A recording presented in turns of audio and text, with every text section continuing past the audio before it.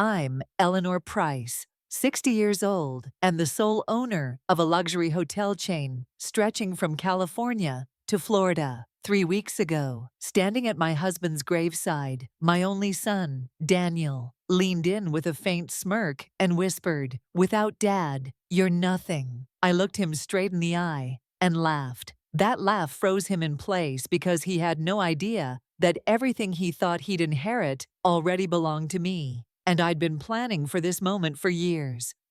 Daniel believed he was the natural heir. His wife, Vanessa, saw the company as nothing more than an extravagant wedding gift. Neither of them knew I was the one who saved the empire from collapse during the financial crisis, quietly pulling the strings on every major deal while letting Richard, my late husband, bask in the praise and the spotlight. And they certainly didn't know that Richard's updated will left me full control, along with a condition that would force Daniel to face a life he was never prepared for. Before we go any further, hit that subscribe button and tell me in the comments where you're listening from. Because what's coming next isn't just a story about power and inheritance. It's the journey of how I made my son and the world finally see me as the woman who built this empire from the ground up and who will do whatever it takes to protect it. The reception hall smelled faintly of roses and old wood polish, the kind of scent that clung to country clubs where appearances mattered more than sincerity. I stood by the long buffet table, barely touching the plate in my hand, while clusters of people murmured condolences they didn't mean. Every handshake, every pat on the arm was laced with polite curiosity. Who would inherit? Who would lead? What would happen to the Price empire now that Richard was gone? Daniel and Vanessa were across the room, holding court like minor royalty. Vanessa's hand rested on Daniel's arm, nails manicured to a sharp French tip, her smile perfectly tuned for social optics. Every now and then, Daniel would glance my way, not with warmth, but with the cool detachment of someone assessing a problem to solve. My husband's death hadn't even settled in the ground, and my son already saw me as an obstacle. I'd seen the shift in him the day after Richard's heart attack. At the hospital, Daniel had rushed past me to his father's side, clinging to Richard's hand, crying openly. I'd reached out to touch his shoulder, to share in our grief, but he'd shrugged me off, his voice cutting through me like frost. "Don't." It wasn't grief that hardened his eyes when he looked at me. It was distance, the kind of distance you can't close with a hug. And the truth was, Daniel had been drifting from me for years. Richard adored him, but in that adoration, he'd fostered a sense of inevitability that the company would be his, that the lifestyle he enjoyed would never be questioned. He'd never been told no in a way that stuck, even when Richard refused him a senior role years ago. Daniel had convinced himself it was because of me. Vanessa's influence didn't help. Her ambitions were dressed in couture and served with champagne, but they were sharp as glass underneath. When the small talk became unbearable, I slipped outside for air. The March breeze off the bay was damp and cold. Cutting through my black wool coat, I walked toward the terrace railing and let my eyes drift to the skyline. In the distance, one of our flagship hotels stood like a sentinel Price Grand, its gold-lit sign a testament to decades of work. My work. "Mom." Daniel's voice broke the quiet, closer than I expected. I turned to see him stepping onto the terrace, hands in his coat pockets, face set. "We need to talk." I figured this wasn't about condolences, I said evenly.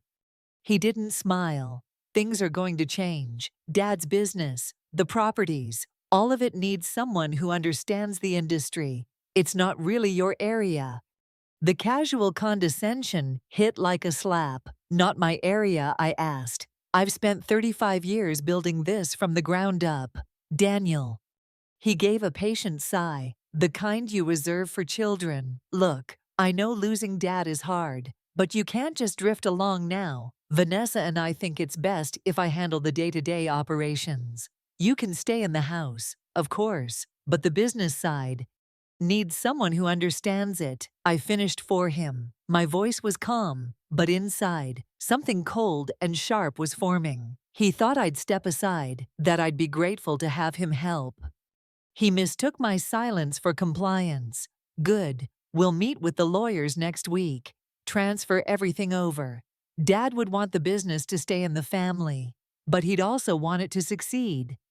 I took a step closer, locking my gaze on his. "Daniel," I said quietly, "you're nothing without your father." For a heartbeat, his mask slipped. Shock, then anger flashed in his eyes. "What did you say?" "You heard me." My tone didn't waver. Decades of letting Richard take the credit, of letting Daniel believe his mother was an accessory to his father's genius, all crystallized into that moment. He leaned in, his voice low and venomous. "You want to know what you are without Dad. You're a 60-year-old widow with no job, no skills, no idea how the real world works. You've been living in a bubble for 35 years, and it just burst. So either accept my help or find out what happens to women like you when they're all alone."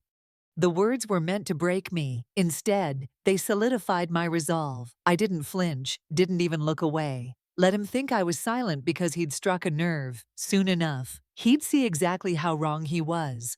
He turned to leave, and for a moment, framed against the terrace doors, I saw the boy. He used to be the one who'd run to me with scraped knees, who'd begged for bedtime stories. But that boy was long gone. The man walking away was shaped by entitlement and unchecked ambition. I stayed outside until the cold numbed my fingers. When I finally went back in, the reception was winding down. Guests saying their goodbyes. Vanessa offered me a brittle smile as she passed, her perfume lingering like a warning.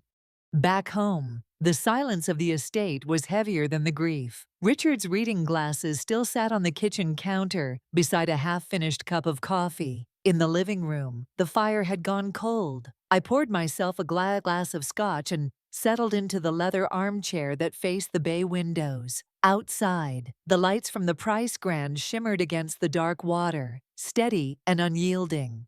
Everything Daniel thought was his, was mine. Every contract, every property, every last brick of the Price empire. And when Helen Cross, our attorney, called the next morning to confirm my meeting, I knew exactly what I was going to do.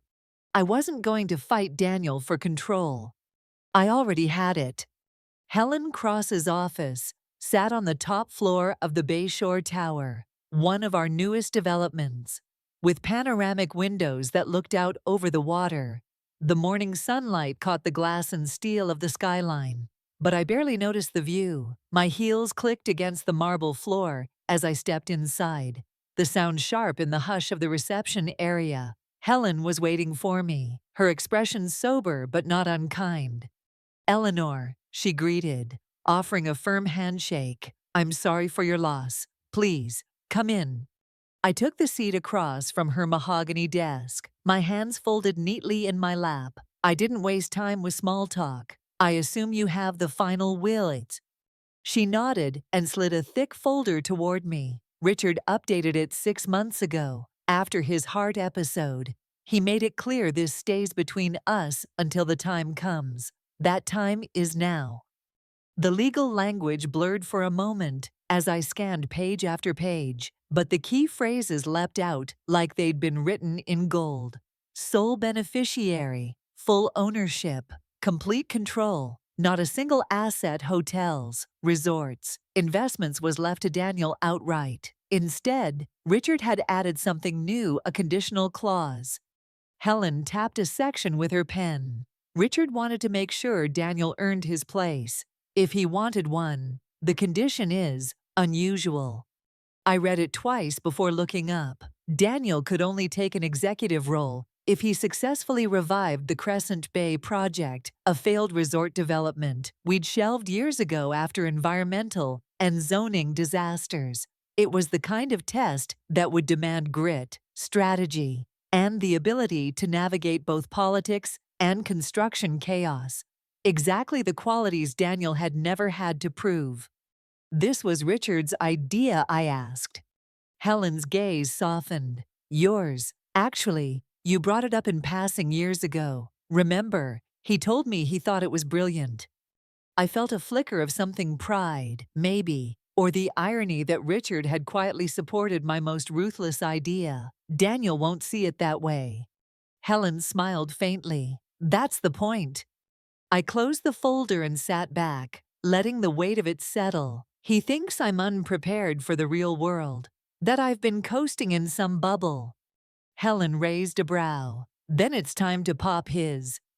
When I left the office, the city looked different. Every street, every building carried my fingerprints, but now they felt like a shield, as much as an achievement. I drove past the Price Grand again, its gold facade catching the noon sun, and felt the same steadiness I'd felt the night before. I wasn't here to cling to my husband's legacy. I was here to define it, and to decide who was worthy of it. That evening, I returned to the estate and found 3 missed calls from Daniel. I ignored them. At 8 p.m., the phone rang again. This time, I answered. "Mom," he said quickly, "I've been trying to reach you. Did you meet with Helen?" I did. And he sounded like a man expecting confirmation of what he already believed. It was illuminating. Good. So when do we sit down and go over everything I've been thinking? Maybe we start with the new hotel in Miami, then move on to Daniel. I cut him off, letting my voice carry the same steel I'd used at the funeral. There's been a misunderstanding. Your father didn't leave the company to you. He left it to me, all of it. Silence. I could almost hear the shift in his breathing. That can't be right, Dad always said. It's staying in the family. I said evenly, I'm family. But you've never what? Run the day-to-day, negotiated with city councils, balanced the books during a recession. You think your father did those things alone. Another pause. So you're just going to take over? I already have. His voice dropped into something colder. And what about me?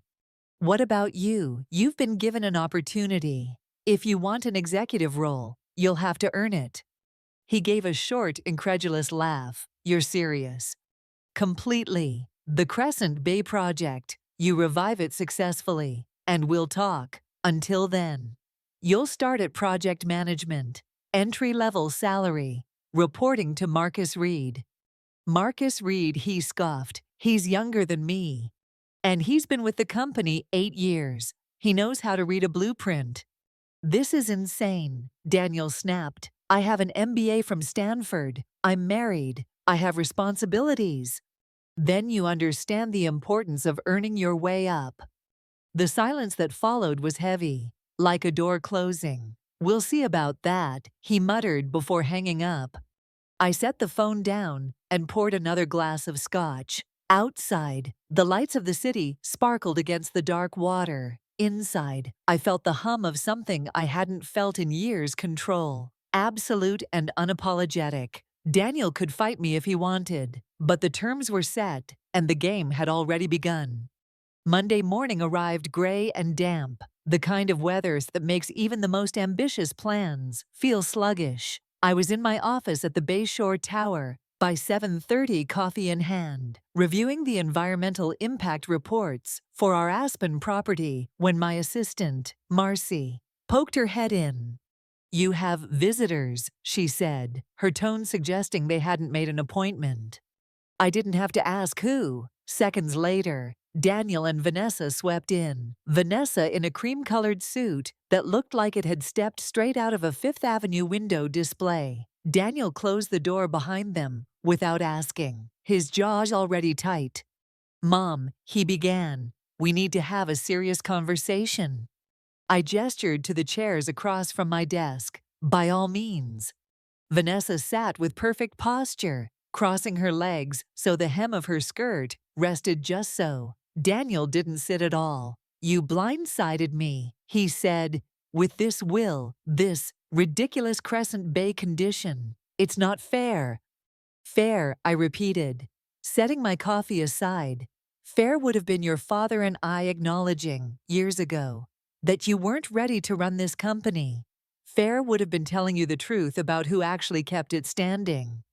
Vanessa's voice slid in like silk over ice. Eleanor, with all due respect, Daniel has been preparing for this his whole life. He knows the business. I cut her off. He's been watching the business from a safe, comfortable distance. Daniel's hands clenched at his sides. So you're really going to make me start as a project manager under Marcus Reed? Yes, I said simply. Marcus earned his position. You will too, if you want one. Vanessa gave a sharp laugh, though her eyes stayed cold. Do you have any idea how this looks? Daniel's friends, the board, the investors, they all think. They'll think whatever I tell them, I said, leaning back in my chair. And what I'll tell them is that the Price legacy isn't an inheritance. It's a responsibility, one that has to be earned. Daniel finally sat, but it wasn't in surrender. It was the kind of sit that signaled he was recalculating. What if I refuse? Then you'll remain exactly where you are now on the outside, I replied. No access to the company accounts, no trust fund distributions, no role in operations. Vanessa's head whipped toward him. Trust fund. Ah, so he hadn't told her. I folded my hands on the desk. The trust fund was built from company profits. As the sole owner, I control it. I've frozen it until Daniel meets the conditions of the will. Vanessa's composure faltered for the first time. You can't do that. I have. The silence stretched until it began to fray. Vanessa turned to Daniel, her voice low, but not low enough. Do something. His eyes met mine, and for a moment, I thought I saw uncertainty flicker there. We'll see you in court, he said finally, standing. You're welcome to try, I said, my tone mild. They left together, Vanessa's heels clicking angrily down the hallway. I waited until the door shut before letting out the breath I'd been holding. It wasn't fear, it was the sheer effort of holding my ground without letting them see the satisfaction underneath. That afternoon, Helen called.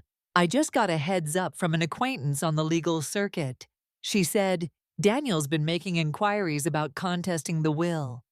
Let him, I replied. The more he digs, the more he'll find evidence that I've been running this company for decades.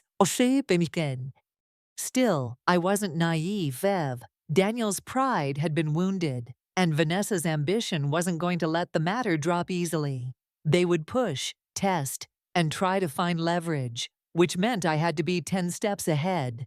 The next morning, I visited the Crescent Bay site for the first time in years. The old fence was rusting. The future home of Price Resort sign faded and peeling. The ocean beyond was as stunning as ever, the kind of view that made you forget how treacherous the logistics could be.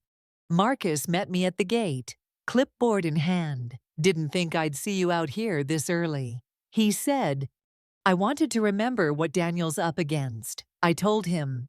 Marcus chuckled. It's going to chew him up if he's not serious. But it could make him, too. That's the idea. Back at the office, I drafted an internal memo outlining Daniel's role and the Crescent Bay objectives. It wasn't just busy work. Every task was designed to teach him the parts of the business he'd never bothered to learn permitting. Contractor negotiations, environmental compliance, all the unglamorous, make-or-break details. By the end of the week, Daniel hadn't called. Vanessa hadn't either. Instead, I got an email from Marcus with a brief update. He showed up this morning. Suit and tie, no hard hat yet. I allowed myself a small smile. Showing up was the first step. Learning why that wasn't enough would be the next. Daniel's first week at Crescent Bay began the way most bad weeks do, overdressed and underprepared. Marcus told me later that he'd shown up Monday morning in a tailored navy suit, polished Oxfords, and a tie that screamed boardroom, not beachfront construction site. By noon, his shoes were caked with sand, his tie stuffed in a back pocket, and he had the beginnings of a sunburn on the back of his neck. I didn't witness it firsthand, but Marcus's text painted the picture well enough. Asked where the conference room was. told him it's the hood of my truck, called the grading crew guys instead of by name, corrected that quick. Learning fast, though. By Wednesday, I decided to drive down and see for myself. The air at Crescent Bay was heavy with salt and the distant roar of waves. The site looked much as I remembered it years ago, half-cleared land, a tangle of fencing and machinery, the ocean just beyond like an untouchable promise. Marcus spotted me at the gate and waved me through. "You came to check on the prodigal son?" he asked, grinning. "I came to check on the project," I said, but my eyes were already searching the site. Daniel was near the southern perimeter, crouched over a set of plans, balanced on a portable drafting table. His shirt sleeves were rolled up, hair a little messy, a smear of dirt on his cheek. When he noticed me, he straightened, something flickering in his expression before he masked it. "Mom, didn't expect you here. I wanted to see how Crescent Bay is treating you." He gave a half shrug. "It's different." Marcus clapped him on the shoulder. "Tell her about the drainage issue." Daniel hesitated, then gestured toward a low-lying section of the site. "We found out the runoff from the hill over there is worse than the original surveys showed. If we don't rework the grading plan, the foundation's going to have water issues within a year." I nodded slowly. "And I've been talking to the civil engineer about adding a retaining wall and a new drainage channel. It'll cost more up front, but it'll save us down the line." It wasn't groundbreaking insight, but it was something. He was paying attention. Back at the trailer that served as the site office, Marcus poured coffee while Daniel went over the day's schedule with the foreman. I listened from the corner, noting the way he caught himself before interrupting, the way he actually took notes instead of just nodding along. It was a far cry from the entitled young man who'd stood in my office demanding control. Still, the road ahead was long, and Vanessa was about to make it harder. That afternoon, she called. "Eleanor," she began, her voice honeyed but taut. "We need to talk about Daniel." "I'm listening." "He's exhausted. This kind of work isn't what he's meant for. He has the skills to be in the boardroom, making deals, not out there measuring rebar. He's meant to understand every part of the business. Vanessa, that includes rebar." She sighed, the sound of a woman unused to not getting her way. "If this is about proving something, fine, but you're wasting his talents. And frankly, people are starting to ask why you're keeping him in the field." "I'm keeping him where the work needs to be done. If people have questions, they can come to me." There was a beat of silence before her tone sharpened. "You're making a mistake." I ended the call without responding. The only mistake would be letting her undermine him before he had the chance to prove himself or fail on his own. By Friday, Marcus sent another update. He's asking better questions, even stayed late to review the environmental compliance checklist. Surprised me. It surprised me too, but I wasn't going to say so. Not yet. Daniel needed to understand that progress was measured in months, not moments. That evening, I drove past the site again. The sun was setting, casting the half-finished grading in long shadows. Daniel's car was still there, parked near the trailer. Through the open door, I could see him hunched over the plans, flipping back and forth between pages. He didn't notice me watching from the road. I drove on without stopping. He still had miles to go, but for the first time, I wondered if maybe, just maybe, he was willing to walk them. By the second Monday, at Crescent Bay, the project had settled into a rhythm. Trucks rolled in at dawn, engines rumbling. The foreman barked orders over the clatter of steel and cement mixers. Daniel had traded his polished shoes for work boots, though they still looked a little too clean. Progress was steady, but I knew better than to trust a calm surface. Construction projects always had fault lines waiting to split open. The first crack appeared late Tuesday morning. Marcus called me from the site, his voice low enough to suggest he didn't want anyone overhearing. "We've got a problem with the survey data." The Coastal Commission just sent notice they're reclassifying part of the build zone as a protected dune. If that holds, we lose 20% of the planned footprint. That's not just a setback, I said. That's a complete redesign. Exactly. And Daniel's in the middle of it. When I arrived an hour later, the site trailer was crowded engineers, environmental consultants, Marcus, and Daniel standing at the center, like the eye of a storm. He was flipping between survey maps and cost projections, listening more than talking. When he finally spoke, it was to ask the consultant, "What's our fastest path to an appeal without triggering a full commission hearing?" The consultant blinked. "A variance request with a mitigation plan." "Then we start drafting one," Daniel said. "We can offer to restore twice the amount of dune habitat elsewhere on the property. That'll show we're committed to environmental balance and keep us on schedule." Marcus glanced at me over the table, and I read the unspoken thought in his eyes. He's actually trying. But not everyone was on his side. That evening, Vanessa showed up at my house unannounced. She swept into the living room like she still belonged there, setting her handbag on the sofa as if she'd just come in from lunch. "Eleanor, I've been patient," she began. "But this experiment is getting ridiculous. Daniel's working 12-hour days. He's sunburned. And last night he told me he skipped dinner because he was on a call with some zoning official. Sounds like he's learning what leadership costs," I said. "This isn't leadership, it's punishment. You're making him jump through hoops when he should be in meetings with investors, building relationships." I sipped my tea, letting her words hang in the air. "Vanessa, relationships are worthless without competence behind them. Your husband is learning competence." Her eyes narrowed. "And if he burns out, if he fails?" "Then he fails," I said flatly, "and the company will survive without him." She stood there for a moment, studying me, then reached into her bag. "You may think you're untouchable, but the board still has influence.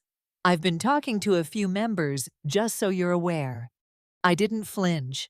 "By all means, talk. Just remember they've all seen the Crescent Bay numbers. They know what's at stake." She left without another word, her perfume lingering like a warning. 2 days later, Marcus called again. "You need to come down here." When I arrived, the trailer door was open, the air inside tense.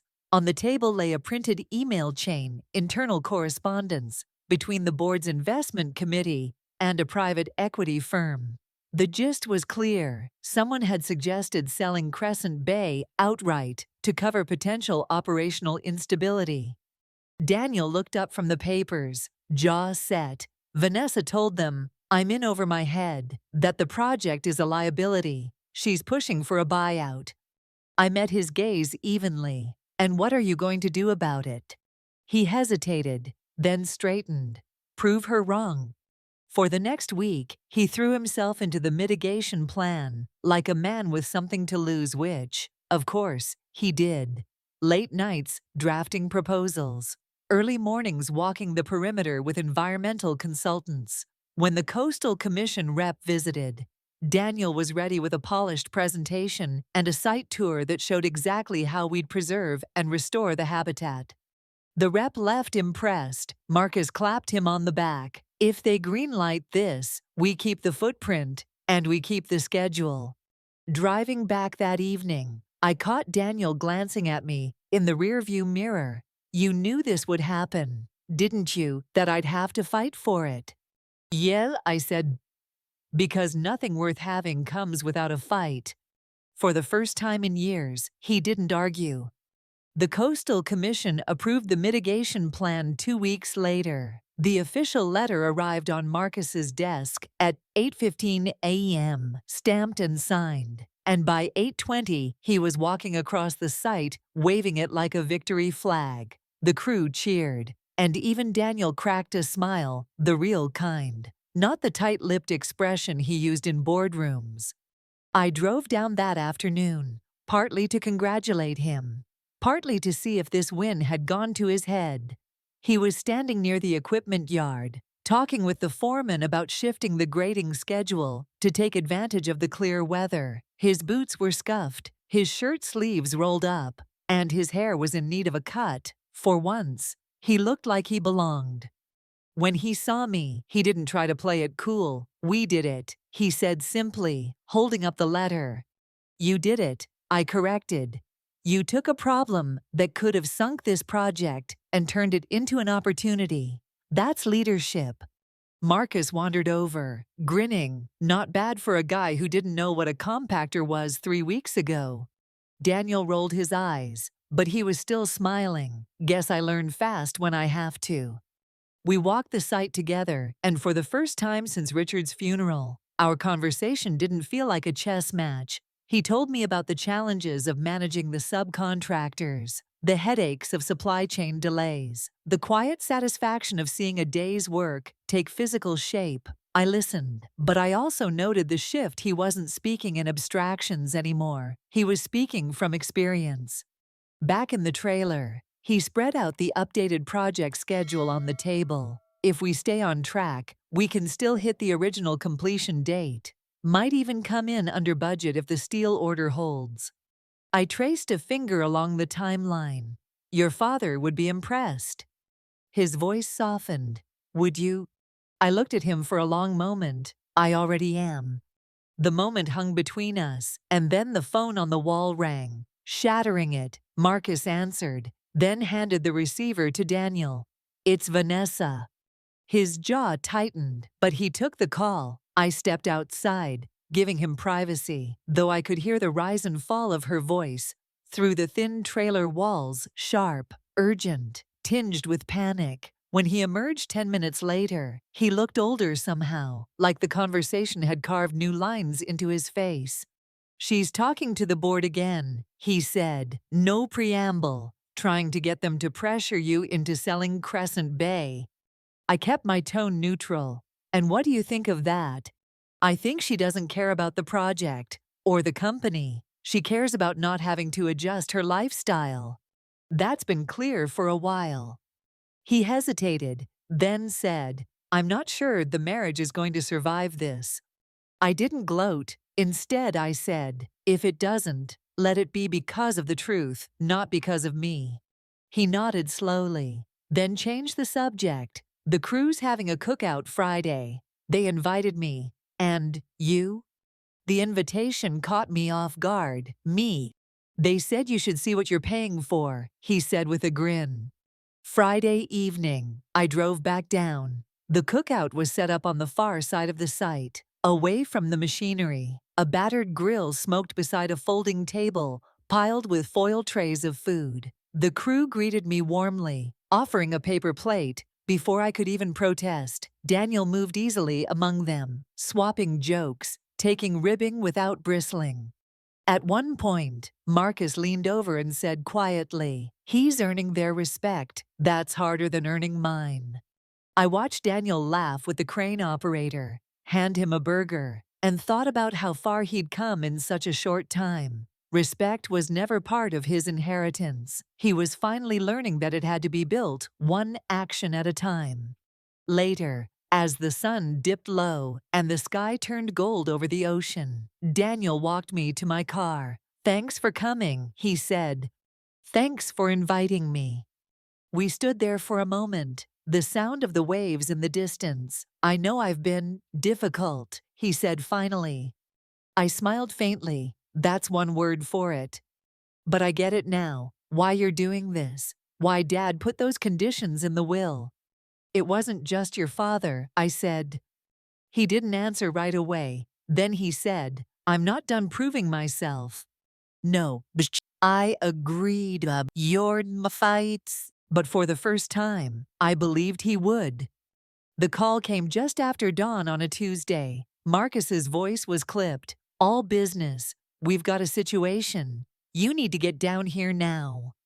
By the time I reached Crescent Bay, the sky was a hard, metallic gray, and the ocean wind carried the scent of rain. The site was a hive of uneasy motion. Crews huddled in small knots, speaking in low voices. Daniel stood near the trailer, a folder clutched in one hand, his expression a mix of fury and disbelief. "What happened?" I asked. He handed me the folder. Inside were subcontractor invoices, identical in layout, but with wildly inflated totals. "The concrete supplier," he said tightly. "We caught them billing for materials that never arrived. Tens of thousands in overages." "Is this a mistake?"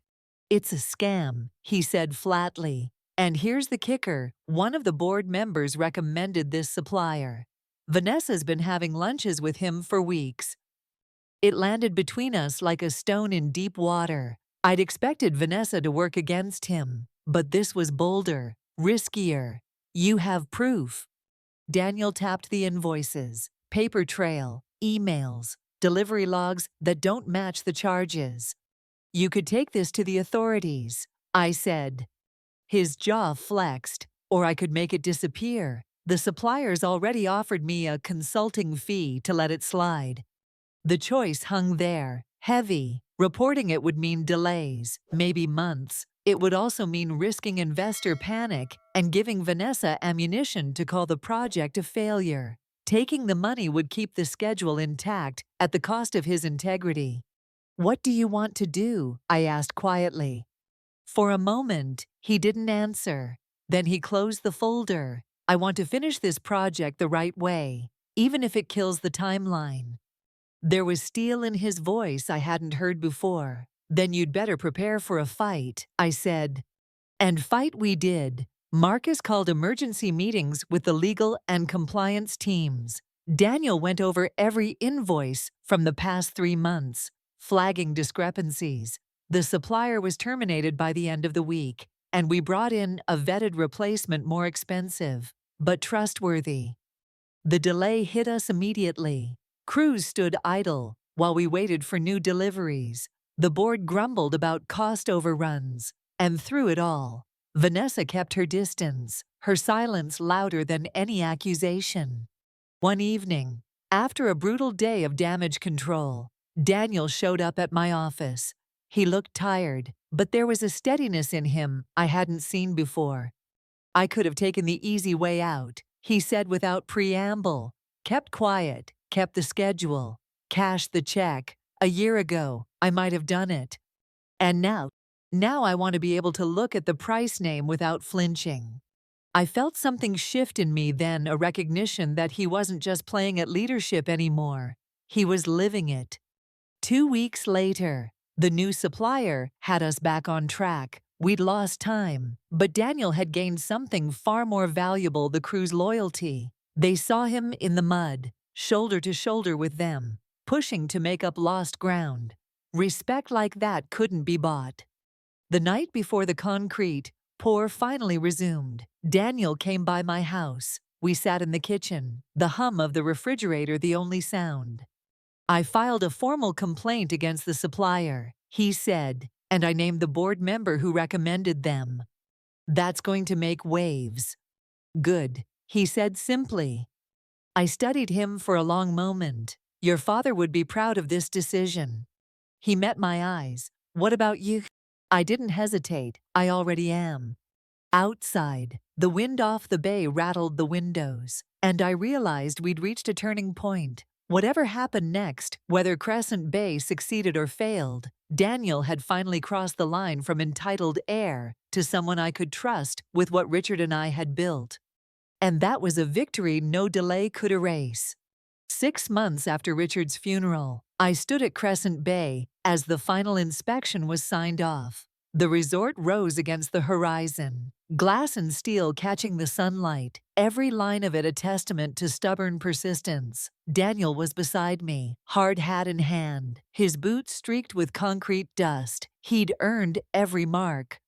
The project hadn't been perfect. We'd fought delays, board politics, and sabotage from people who should have been in our corner. But Daniel hadn't walked away. He'd made the hard calls, shouldered the blame when things went wrong, and learned that leadership isn't about a title, it's about responsibility. As we stood there, the ocean wind whipping at our jackets, I realized the lesson had been a two-way street. I'd taught him to earn respect, But he'd reminded me that people can change if they're given the right reason and the right challenge. When we finally locked up the site office that evening, Daniel turned to me. "Thanks for not making it easy," he said, and for the first time in a long time, I felt the kind of pride that didn't need to be shared with anyone else. It was mine. If there's one thing I've learned, it's this: never let someone else decide your worth. Build it, defend it, and if you're lucky, you'll inspire the people you love to do the same. Before you go, hit that subscribe button and tell me in the comments where you're watching from. And if you've ever had to prove yourself when no one believed you could, I want to hear your story. Who knows, it might just be the next one I tell.